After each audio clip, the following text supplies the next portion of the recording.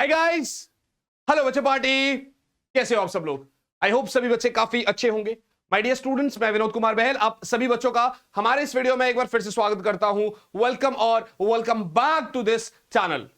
तो यस बच्चों, आज की इस वीडियो में मैं आपको बताने वाला हूं कि फिजिक्स का पेपर कैसे लीक होता है, फिजिक्स का पेपर कैसे आएगा, फिजिक्स पेपर का एक्सपोज्ड कैसे होता है ये बताऊंगा। 2 साल पहले ये वीडियो बनाया था मैंने और उसके बाद हर कोई ये वीडियो बनाना शुरू कर देता है। और आप ये समझ लो कि जो 2 साल पहले जो वीडियो बनाया था ना, उसके अंदर जो उसका नेक्स्ट पेपर हुआ था ना, वो जितने भी टॉपिक्स बताए गए थे उसमें से 70 नंबर के पेपर में से 55 नंबर प्लस वो पेपर में से सेम टॉपिक्स आए थे, सेम डिट्टो क्वेश्चंस उठ के आए थे। तो अब क्या करने वाले, ये मैं खुद से क्या बताऊंगा, पिछले 5 सालों के पेपर के एक्सपीरियंस पर और खुद के पढ़ाने के एक्सपीरियंस पर हम डिकोड कर रहे होंगे कि भाई क्या आता है और जो मैंने इंपॉर्टेंट टॉपिक्स बताए थे क्या उसमें से भी कुछ आएगा कि नहीं आएगा। तो यार आगे बढ़ने से पहले डिस्क्रिप्शन में टेलीग्राम चैनल का लिंक है, उसको जरूर ज्वाइन कर लेना। और हाँ, फिजिक्स ऑन योर टिप्स भी सर्च कर लेना टेलीग्राम चैनल, उसको भी जरूर ज्वाइन कर लेना। माय डियर स्टूडेंट्स, एक चीज की बात करते हैं बेटे, एक चीज की बात करते हैं। यहां पर साल वाइज पेपर है आपके, अलग अलग सालों के पेपर में अलग अलग क्वेश्चंस थे। और फिर मैं आपको वो बताऊंगा जो मैंने आपको पॉइंटर्स दिए थे। मैंने आपको कहा था ये मोस्ट इंपॉर्टेंट डेरिवेशंस है, इनको जरूर कर लेना, पेपर में आएंगे। देखते हैं जरा मैच करता है कि नहीं करता है। सबसे पहले आप देखो, डाइपोल का क्वेश्चन आया है, ठीक है ना। डाइपोल का क्वेश्चन आया तो हम इस पेज पर डाइपोल लिख लेते हैं, ठीक है ना। ये प्रीवियस ईयर क्वेश्चन ही है जहां से एक डाइपोल, और मैंने हमेशा बोला है कि डाइपोल इंपॉर्टेंट है। आगे बढ़ते हैं भाई, डाइपोल आपने देख लिया। अगला पार्ट यहां पर क्या आ रहा है, देखिए भाई, टीआईआर का क्वेश्चन आया, टीआईआर का क्वेश्चन आया और ये कॉम्बिनेशन ऑफ लेंसेज का क्वेश्चन आया, ये कॉम्बिनेशन ऑफ लेंस का क्वेश्चन आया, राइट। आप बस टॉपिक देखते रहिएगा, आपको समझ आएगा भाई। अभी 5 मिनट तो देने पड़ेंगे ना, इसी से आइडिया लगेगा आपको। पूरा पेपर, पूरा सब कुछ उठा के देख लिया हमने।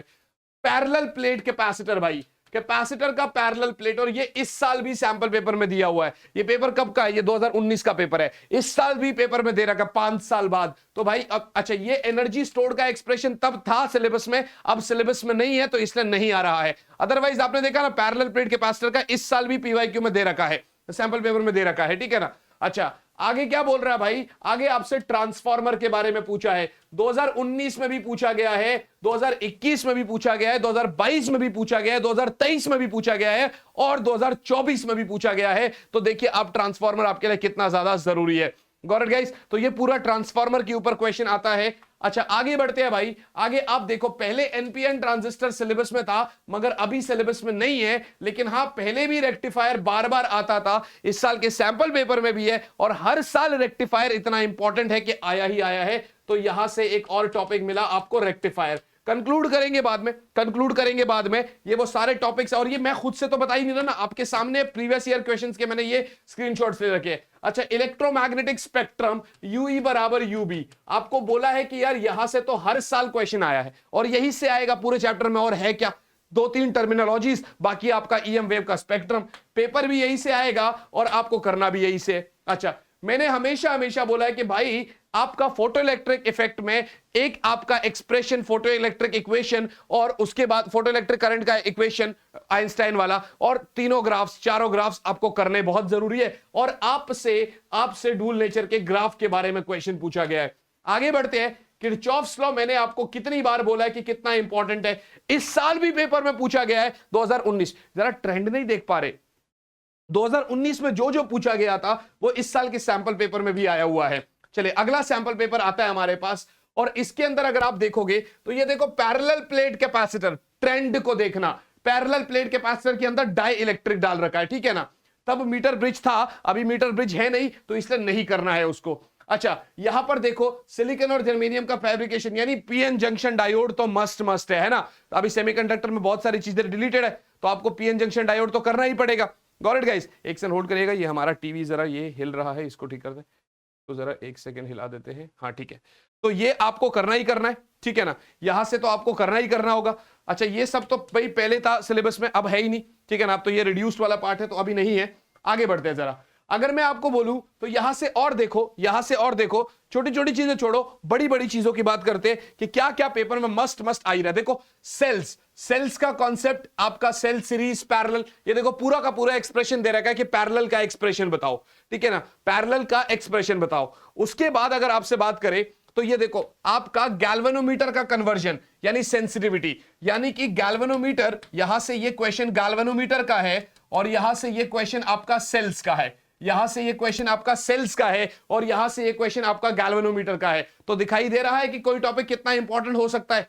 अच्छा आगे देखो, एलसीआर के ऊपर भी मैंने लगभग आपका हर साल क्वेश्चन देखा है। कभी वो पूरा सीरीज में सर्किट्स की वैल्यू पूछ लेगा, कभी वो आपको रेजोनेंस वाला पार्ट दे देगा, तो एलसीआर के ऊपर भी वो आपसे क्वेश्चन पूछता है बेटे, ठीक है ना। अच्छा ये देखो लेंस मेकर फॉर्मूला, पिछले पेपर में कॉम्बिनेशन के ऊपर क्वेश्चन दिया, इस बार इसने पेपर में लेंस मेकर्स फॉर्मूला दे दिया। तो भाई कितना इंपॉर्टेंट है। इधर देखो हाइगेन्स प्रिंसिपल, इधर देखो हाइगेन्स प्रिंसिपल, ठीक है ना। यहां से हम कंक्लूड करेंगे लास्ट में, आपके सामने प्रूफ्स है मेरे भाई, ठीक है ना। हाइगेन्स प्रिंसिपल हो गया, ये force between two parallel current carrying wires का कॉन्सेप्ट हो गया, ठीक है ना। आगे बढ़ते हैं मेरे भाई। उसके बाद देखो बोहर मॉडल के तो एक्सप्रेशन आपको करने ही है, वो तो पता ही है आपको, ठीक है ना। तो यहां से एटम हो गया और इधर देखो इस साल भी पीएन जंक्शन के ऊपर क्वेश्चन आया है और ये इस पेपर में भी पीएन जंक्शन का क्वेश्चन दे रखा है।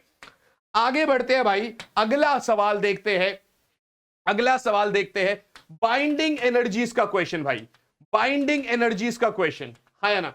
अब तब सिलेबस में कुछ और चीजें हुआ करती थी तो हमसे हाफ लाइफ मीन लाइफ हमेशा पूछता था, मगर अब सिलेबस में है ही नहीं तो क्यों ही करेंगे, ठीक है ना। तो बाइंडिंग एनर्जी का क्वेश्चन हो गया। अच्छा आगे बढ़ते हैं भाई, इलेक्ट्रोमैग्नेटिक स्पेक्ट्रम, मैंने कहा था ना इलेक्ट्रोमैग्नेटिक स्पेक्ट्रम तो मस्त है, तो भाई वो तो हर साल दिखेगा आपको, ईएम स्पेक्ट्रम तो आपको हर साल दिखेगा भाई, इसमें कोई बात ही नहीं है। इधर देखो भाई जेनर डायोड, अब जेनर डायोड नहीं है मगर हां पीएन जंक्शन डायोड पूछ लेगा आपसे इसके बारे में। गॉस लॉ भाई, गॉस थ्योरम तो इस बार भी पेपर में आया है, तो गॉस थ्योरम तो इस बार भी सैंपल पेपर में दिया है उसने, तो ये तो फ्री के मार्क्स होता है गॉस थ्योरम के तो ये फ्री के मार्क्स होते हैं बेटे। चले आगे बढ़ेंगे तो अगला अगर आप देखोगे, अगला आपको क्या दे रखा है, पोटेंशियल एनर्जी का एक्सप्रेशन और उसके ऊपर क्वेश्चन, गैल्वेनोमीटर का कॉन्सेप्ट दे रखा है टॉर्क, गैल्वेनोमीटर का टॉर्क बराबर बनिया साइन थीटा, याद आ रहा है भाई, ठीक है ना। अगला देखो भाई ट्रांसफॉर्मर, मैंने कहा था ना हर साल पेपर में पूछ रहा है। अच्छा तो ये देखिए ट्रांसफॉर्मर इस साल भी आया, ठीक है ना। पिछले साल भी ट्रांसफॉर्मर का क्वेश्चन था, इस साल के सैंपल पेपर में भी ट्रांसफॉर्मर का क्वेश्चन दे रखा है। तो जो चीजें मस्ट है उसको नहीं छोड़ के जा सकते भाई, पेपर ऐसा ही आएगा, पेपर में कुछ अलग चीजें नहीं पूछेगा ये आपसे, पेपर तो बेटे ऐसा ही आएगा, पेपर में कुछ भी आपसे अलग नहीं पूछने वाला ये, तो आपको घबराने की जरूरत तो बिल्कुल भी नहीं है बेटे। समझ में आया कि नहीं आया? I hope this is very very clear to you all, ठीक है ना। चलिए तो आगे बढ़ते हैं भाई, ये देखिए टेलीस्कोप, तो भाई ऑप्टिकल इंस्ट्रूमेंट में प्रिज्म और टेलीस्कोप माइक्रोस्कोप कितना जरूरी है, हर साल आता है। तो एस्ट्रोनॉमिकल टेलीस्कोप दिया, इस साल के सैंपल पेपर में भी टेलीस्कोप दे रखा है उसने, कह रहा भाई टेलीस्कोप करना पड़ेगा आपको, कोई बात नहीं करना पड़ेगा। इधर देखो भाई मिरर के ऊपर 5 नंबर का सीधा न्यूमेरिकल है। अच्छा इस साल मुझे नहीं लगता कि वो आपका लेंस मेकर फॉर्मूला, सॉरी वो लेंस फॉर्मूला या मिरर फॉर्मूला डिराइव करवाएगा, मगर आया है तो वही दिखा रहे। चले अगला पेपर शुरू हो जाता है, तो आप देखो पीएन जंक्शन डायोड, का एनर्जी बैंड पूछ रहा है, और इस साल भी सैंपल पेपर में एनर्जी बैंड है। तो कौन कहता है कि पीवाई यूज करने से हमें हेल्प नहीं मिलती भाई? अगर आप देखोगे तो ग्राफ, भाई देखो ग्राफ, किसका ग्राफ? डूल नेचर का। किसका ग्राफ? डूल नेचर का। अच्छा इधर देखो PN junction diode for rectification मानी रेक्टिफायर। इधर देखो डिस्टेंस क्लोजेस्ट अप्रोच का बिल्कुल पहला सवाल इस साल सैंपल पेपर में दिया हुआ है, ठीक है ना। एटम्स का डिस्टेंस क्लोजेस्ट अप्रोच का बिल्कुल पहला सवाल इस साल सैंपल पेपर में दिया है। और देखो टीआईआर, आया ना क्वेश्चन टीआईआर के ऊपर, तो आप रिपीटेड देखना कि कैसा रिपीट हो रहा है चीजें, और ध्यान से देखो, यहां से देखो आपका फिर से लेंस का क्वेश्चन है, लेंस मेकर फॉर्मूला, वही उसी के टॉपिक के ऊपर क्वेश्चन, ठीक है ना। आगे बताते हैं आपको, इधर जरा ध्यान से देखना, प्रिज्म का क्वेश्चन दे दिया इसने, अच्छा केस स्टडी तो हम अलग से सेशंस लेकर आएंगे, पूरा का पूरा केस स्टडी, कंप्लीट फिजिक्स की केस स्टडीज, कंप्लीट फिजिक्स की असर सब कुछ बताऊंगा, मगर आज आप इसको डिकोड करो भाई। आज यहां से आपको पता लगना चाहिए कि यार पेपर में असल में क्या पूछ रहा है और क्या क्या मस्ट इधर देखो एनर्जी बैंड, ये क्वेश्चन, ये तो हमारा पेज हो ही गया, ठीक है ना, ये पेज हो गया। अब अगर आगे बढ़ते हैं ना बेटे, अगर मैं आगे बढ़ता हूं तो आप देखो एनर्जी बैंड का क्वेश्चन इस साल भी सैंपल पेपर में दिया है, यहां पर फिर आपसे पूछ लिया गया एनर्जी बैंड का क्वेश्चन। अगर आप गौर से देखते हो, अगर आप आगे देखते हो बेटे, तो फिर से वो पीएन जंक्शन डायोड के ऊपर क्वेश्चन पूछ रहा है आपसे फिर से पीएन जंक्शन डायोड के ऊपर क्वेश्चन पूछ रहा है। इलेक्ट्रोमैग्नेटिक स्पेक्ट्रम के ऊपर फिर से उसने क्वेश्चन पूछ लिया। गैल्वेनोमीटर का कन्वर्जन फिर से पूछ रहा है आपसे, गैल्वेनोमीटर का कन्वर्जन फिर से पूछ रहा है आपसे। दिखाई दे रहा है ना आप लोग को, है ना? तो अब आगे बढ़ते हैं बेटे, आगे बढ़ते हैं। फिर से देखो भाई, मास डिफेक्ट, मैंने कहा था मास डिफेक्ट के ऊपर क्वेश्चन बोलेगा, ठीक है ना। उसके बाद आप यहां से देखो, उसके बाद यहां से देखो एलसीआर सर्किट, मैंने कहा था या तो रेजोनेंस के बारे में पूछेगा या उसके कुछ चीज के सर्किट्स के बारे में पूछ लेगा, ठीक है ना। फिर उसके बाद प्रिज्म के बारे में फिर से क्वेश्चन पूछ रहा है। इधर से आपका बाइंडिंग एनर्जी कर्व के ऊपर, और उसी का न्यूक्लियर फिजन फ्यूजन बोल रहा है, उसी के ऊपर बातचीत बोल रहा है हमसे, राइट बच्चा पार्टी। चलिए तो आगे बढ़ते हैं बेटे, आगे बढ़ते हैं। फिर से देखो गॉस थ्योरम का एप्लीकेशंस, गॉस थ्योरम का एप्लीकेशंस, ठीक है ना। और उसके बाद अगर हम बात देखें, फिर से पोटेंशियल एनर्जी, फिर से पोटेंशियल एनर्जी का कॉन्सेप्ट, फिर से पोटेंशियल एनर्जी का कॉन्सेप्ट। आगे देखते हैं सेल्फ इंडक्टेंस या म्यूचुअल इंडक्टेंस, क्योंकि कुछ ही तो टॉपिक्स होते हैं। फिर देखो एसी जनरेटर, फिर देखो एसी जनरेटर बेटे, फिर क्या पूछ रहा है, एसी जनरेटर पूछ रहा है। आगे देखते हैं, आगे आपसे फिर से ग्राफ के बारे में क्वेश्चन पूछ रहा है। तो ग्राफ्स करने कितने ज्यादा जरूरी है पता चल गया आपको। Got it guys. अगर मैं ये सारी चीजें आपको डिकोड करके देता हूं, अच्छा एक और पेपर देख लेते हैं। यहां देखो ग्राफ के ऊपर क्वेश्चन पूछा गया, तो हर साल पूछेगा आपसे, जो चीज पता है वो पता ही है, तो हर साल जिस चीज के बारे में वो क्वेश्चन पूछेगा वो तो आपको एनी हाउ करना पड़ेगा। यहां देखो magnetic force on a current वाला कंडक्टर, इधर फिर से टेलीस्कोप के ऊपर क्वेश्चन पूछा आपसे, ठीक है ना। अच्छा और आगे बढ़िए। फिर उसके बाद यहां पर अगर हम देखते हैं तो आइंस्टाइन का फोटो इलेक्ट्रिक इक्वेशन, ठीक है ना। उसके बाद एम्पेयर सर्किट लॉ, ठीक है ना, एम्पेयर सर्किट लॉ। यहां से फिर से स्पेक्ट्रम वाला पार्ट, ये तो स्पेक्ट्रम तो आप देख रहे हो ना हर साल आ ही रहा है। पीएन जंक्शन देखो हर साल आ रहा है, चाहे डिलीट था चाहे नहीं था तब भी हर साल आ रहा है, ठीक है ना। उसके बाद आगे बढ़ते हैं भाई, अगर आप देखो फिर से स्पेक्ट्रम वाला पार्ट, ठीक है ना। इधर से अगर आप गौर से देखोगे, इधर से फिर आपका कैपेसिटर वाला डाई इलेक्ट्रिक स्लैब। तो अगर एक क्वेश्चन पिछले 5 सालों में 4 बार रिपीट हो रहा है तो उसके कितने ज्यादा चांसेस होंगे, और फिर सैंपल पेपर में भी आया है ना, समझ में आ रहा है ना। तो इसका मतलब उसके काफी ज्यादा चांसेस है, एग्जामिनर बहुत पसंद करता है उस टॉपिक को, वो देना चाहता है उस टॉपिक को, तो आप उस टॉपिक को कैसे ही मिस कर सकते हो। अगर मैं आगे बोलूं तो फिर डाइपोल देख लो, ठीक है ना, डाइपोल मोमेंट। इधर से फिर गॉस थ्योरम का क्वेश्चन। तो गॉस थ्योरम कुछ ऐसी चीजें हैं जो मस्ट है, जो हर बारी आपको करना पड़ेगा।